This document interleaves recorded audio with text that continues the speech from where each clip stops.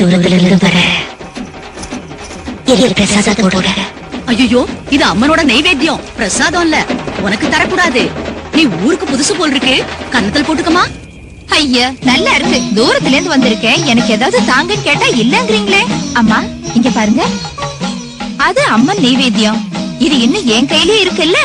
இது நைவேத்தியம் இல்ல, வாங்கிக்கங்க. அம்மா, அம்மன் தாயே, நான் செய்யறது தப்பா இருந்தா என்ன ஏதாவது செய். இந்த ஊர் ஜனங்க சாவும் மகமாயினாலதான்னு சொல்லாதபடி எல்லாரையும் ஆதரிச்சு காப்பாத்து தாயே. இத வாங்கிக்கங்கம்மா. வாங்கிக்கங்க.